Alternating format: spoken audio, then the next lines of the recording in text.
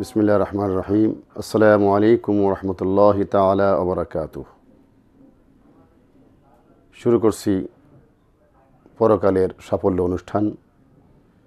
দূরে এবং কাছে এই মুহূর্তে যারা শুনছেন, আজকের আলোচনা মানবতার কাজে নিজেকে আত্মনিয়োগ করা। রাসূল করিম সাল্লাল্লাহু আলাইহি ওয়াসাল্লাম পৃথিবীতে রহমাতাল লিল আলামিন হিসাবে এসেছেন। আল্লাহ সুবহানাহু ওয়া তাআলা নবীর নাম দিয়েছেন রহমাতাল লিল আলামিন। নিজে হলেন রব্বুল আলামিন, আর তার কাছে নাজিল করেছেন জিকরুল লিল আলামিন। রব্বুল আলামিনের পক্ষ থেকে জিকরুল লিল আলামিন নাজিল করা হয়েছে রহমাতাল লিল আলামিনের কাছে।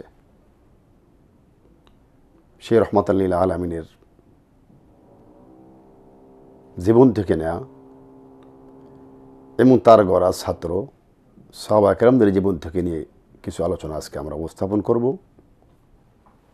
বিশেষ করে ইসলামের তৃতীয় খলিফা সাইয়েদনা উসমান ইবনে আফফান রাদিয়াল্লাহু তাআলা আনহুর কিছু কথা, কিছু ঘটনা আমরা উল্লেখ করব।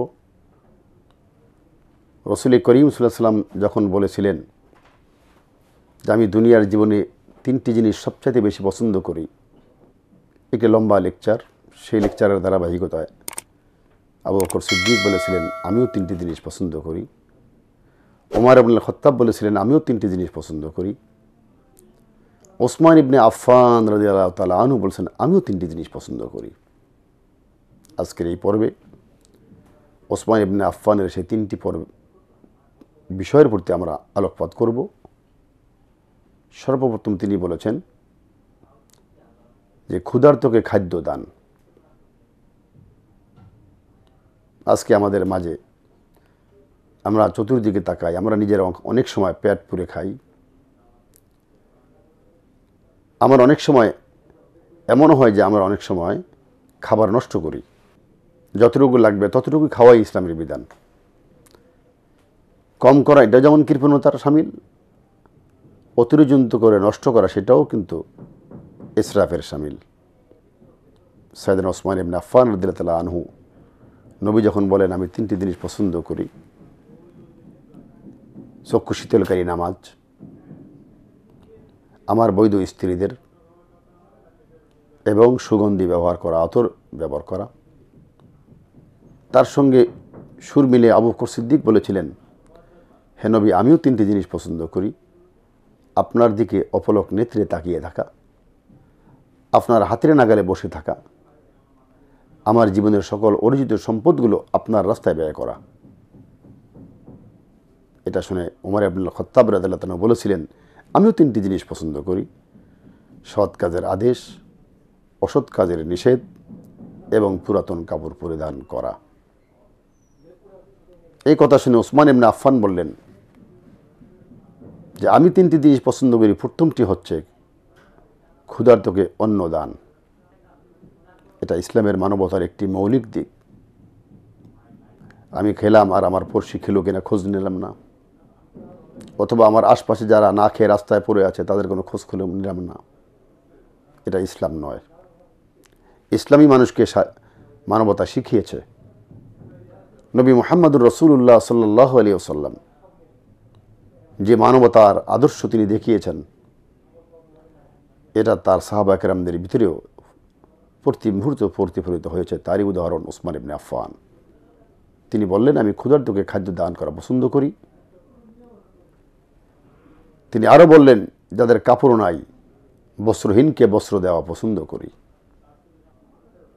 সম্মানিত উপস্থিতি, আজকে বাংলাদেশে অসংখ্য লোক আমরা দেখব বিভিন্ন বস্তিতে রাস্তাঘাটে পড়ে আছে। যেমন তাদের বস্ত্রের অভাব, তেমনি তাদের খাবারের অভাব। আমরা নিজেদেরকে মুসলিম দাবি করি, কিন্তু আমরা কি কখনো ভেবে দেখেছি আমরা কি তাদের সেই দুস্থ মানবতার সেবায় এগিয়ে এসেছি? আজকে বিধর্মীরা অনেক বড় বড় কথা বলে, মানবতার কথা বলে, মিথ্যে কথা। মানবতার কথা দেখিয়েছে, মানবতার নজির স্থাপন করেছে মুসলিমরা। নবী মুহাম্মদুর রাসূলুল্লাহ সাল্লাল্লাহু আলাইহি ওয়াসাল্লাম থেকে শুরু করে এখন পর্যন্ত যুগে যুগে মুসলিমরা যেভাবে মানবতার কল্যাণে এগিয়ে এসছে, এটা পৃথিবীর ইতিহাসে আর কারো নাম এভাবে লিখিত হয় নাই। ওসমান ইবনে আফফান সে কথাটাই বললেন, ক্ষুধার্তকে খাদ্য দান, বস্ত্রহীনকে বস্ত্র দান। 3 নম্বর তিনি বললেন, আমি সকাল সন্ধ্যায় তেলাওয়াতুল কোরআন, কোরআন তেলাওয়াত করা পছন্দ করি। তিনি যখন শাহাদাতের মর্যাদা লাভ করলেন, সকালবেলা তিনি কোরআন তেলাওয়াত করছিলেন, আর ঠিক সেই মুহূর্তে তাকে কোরআন তেলাওয়াত করা অবস্থায় তাকে ছুরিকাঘাত করা হয়, আর তিনি সেখানে ঢলে পড়েন। কেন তো মহব্বত, কেন কোরআন তেলাওয়াত? তারা বুঝেছেন কোরআনের মর্মবাণীগুলো। ইন্নামাল মুমিনুনা আল্লাযীনা ইযা যুকিরাল্লাহু ওয়াজিলাত কুলুবুহুম ওয়া ইযা তুলিয়াত আলাইহিম আয়াতুহু যাদাতহুম ঈমানাও ওয়া আলা রাব্বিহিম ইয়াতাওয়াক্কালুন। সূরা আনফাল আয়াত নম্বর 2। ইন্নামাল মুমিনুনা আল্লাযীনা, প্রকৃত মুমিন তো তারাই, ইযা যুকিরাল্লাহু ওয়াজিলাত কুলুবুহুম, যখন তাদের সামনে আল্লাহর নাম স্মরণ করা হয়, তাদের অন্তরাত্মা আল্লাহর ভয়ে, মহব্বতে, ভালোবাসায় পাগল পারা হয়ে কেঁপে ওঠে। ওয়া ইযা তুলিয়াত আলাইহিম আয়াতুহু যাদাতহুম ঈমানা, আর যখনই তাদের সামনে কোরআনের কোনো আয়াতকে তেলাওয়াত করা হয়, তাদের ঈমানগুলো বর্ধিত হতে থাকে, বাড়তে থাকে। এই জন্য আমরা অনেক সময় লক্ষ্য করি, বড় বড় কারি সাহেব যারা আছেন, সারা বিশ্ববিখ্যাত কারি, যারা কোরআনকে সুললিত কণ্ঠে তেলাওয়াত করছেন, কোরআনের ঢঙ্গে, কোরআনের আঙ্গিকে, মানুষ অর্থ না বুঝলেও কোরআনের শুধু তেলাওয়াতেই কিন্তু মোহিত হয়ে যায়। সুপ্রিয় দর্শক শ্রোতা, রাসূল করিম সাল্লাল্লাহু আলাইহি ওয়াসাল্লামকে আল্লাহ পাঠিয়েছেন দুনিয়ায় মৌলিক 4টি জিনিস দিয়ে।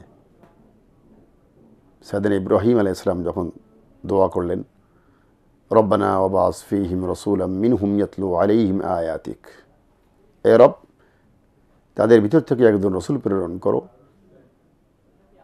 যার কাজ হবে 4টি। ইয়াতলু আলাইহিম আয়াতিক, যিনি তোমার আয়াতগুলোকে তাদের সামনে তেলাওয়াত করে শোনাবেন। ওয়া ইউআল্লিমুহুমুল কিতাব, তাদেরকে কিতাবের জ্ঞান শিক্ষা দিবেন। ওয়াল হিকমা, কৌশল, প্রজ্ঞা, টেকনিক, মতান্তর ওয়াহি গয়রে মাতলু, নবীর কথাগুলোকেই হিকমা বলা হয়েছে, তা শিক্ষা দিবেন। ওয়া ইউযাক্কিহিম, এই কোরআনের সাহায্যে তাদের অন্তরকে পরিশুদ্ধ করবেন, পরিচ্ছন্ন করবেন, তাজকিয়া নাফস করবেন। সম্মানিত উপস্থিতি, প্রথম পয়েন্টটাই ছিল ইয়াতলু আলাইহিম আয়াতিক, যিনি কোরআনের আয়াতগুলো তেলাওয়াত করবেন। কোরআন শুনলে শুধু মুমিনদের ঈমান বাড়ে না, অমুসলিমদেরও ভাবিয়ে তোলে। আপনারা জানেন, এটা কোরআনের একটি মুজিজা, আলাদা বৈশিষ্ট্য, সমস্ত পৃথিবীর সমস্ত গ্রন্থ থেকে আলাদা একটি বৈশিষ্ট্য, যে কোরআন শুনলে কাফের, মুসলিম, মুসলিম নন মুসলিম নির্বিশেষে সকলেই কিন্তু কোরআন দ্বারা প্রভাবিত হয়। সম্মানিত দর্শক শ্রোতার, সময় হলে একটু বিরতি নেওয়ার, ততক্ষণ আমাদের সঙ্গেই থাকুন।